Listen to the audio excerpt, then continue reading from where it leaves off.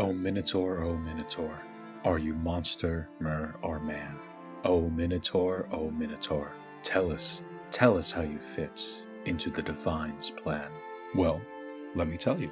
Hey, welcome back. Today we're going to be talking about the winged bull father of all Minotaurs, Morihaus. Morihaus is what we call an Ada, the offspring of the original spirits. He is the child of Kinnereth and Kine, goddess of the heavens, the winds, the seas, the elements, and the unseen spirits. As such, he is often referred to as the first breath of man. During the First Era, the land we know of as Cyrodiil was ruled over by the Heartland Elves. You might know them as the Ayleids. The Imperials, who we now think of as the rulers of the Empire, were nothing more than slaves in this civilization. One of these slaves, a Nedic woman named Alicia, prayed and prayed for the downfall of her oppressors, and very soon the gods would actually answer her prayers. Shazar sent down a time-traveling robot Terminator, but that's a story for a different video. Kinnereth sent down her son, Morihaus, to help liberate the race of men. Lore from the earlier games usually depict him as more of a humanoid deity, but starting with the Knights of the Nine DLC, they started adding more bull appearance. According to the unofficial Elder Scrolls wiki, Kirkbride joked about retconning the statue that is in the arena with him as a human, but seeing as this still has not changed in the remaster, it's safe to say this is one of those things where it doesn't matter what Morihaus looked like. As the relationship between him and Alicia, the slave queen, grew stronger, so did their armies. Armed with the bow and the Lord's mail, he and Alicia would fly across Cyrodiil, slowly toppling the Ayleid regime. The love that the two shared eventually gave way to new life, the first Minotaur as we know it on Tamriel, and the future second ruler of the Imperial Empire, Belharza. While there are a couple of books in Oblivion that also mention Morihaus, I decided to only really focus on one today because this is the one that has been believed to be written by Morihaus himself. The Adabal-a, the Memoirs of Morihaus, consort to Alicia, the Taker of the Citadel, which is an Ayleid word that is kind of the combination of a couple of different phrases, mainly Adabal, which means diamond, and Adabal-a, which means divine power. You can find a copy here, in Leowin's own Southern Books. Editor's note. The Adabal-a is traditionally believed to be the Memoirs of Morihaus, consort to Alicia the Slave Queen. While this cannot be historically verified, the Adabal-a is certainly among the oldest written accounts to come down from the early First Era.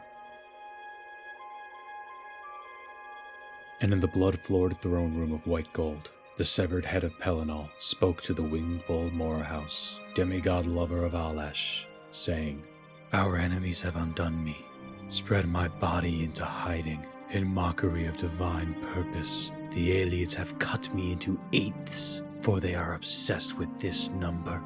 And Morihaus, confused, snorted through his ring, saying, "Your crusades went beyond her counsel, Whitestrike.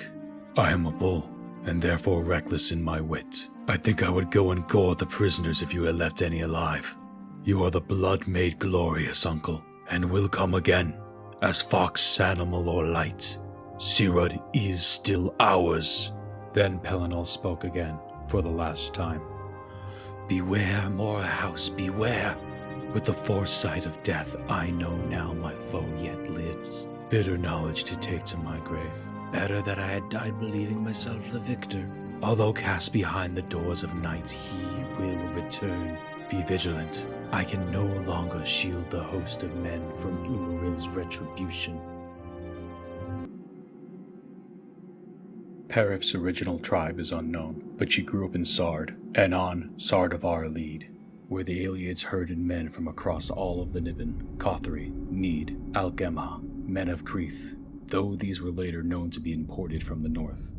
Keptu, men of Gi, who were eventually destroyed when the Flower King Nalichi made great sacrifice to an insect god named Lost. Alherd, men of Ket, others, but this was Cyrodiil, the heart of the Imperiatum Saliaci, where men knew no freedom, even to keep family, or choice of a name except in secret, and so to their alien masters all these designations were irrelevant. Men were given over to lifting of stone, and the draining of fields, and the upkeep of temple and road, or to be art tortures for strange pleasures, as in the wailing wheels of Vendassel, and the gut gardens of Sursen, and flesh sculpture, which was everywhere among the slaves of the Aelids in those days. Or, worse, the realms of the Fire King Hadhul, where the begetting of drugs drowned from the admixture of daedrons into the living host. Let one inhale new visions of torment, and children were set aflame for nighttime tiger sport.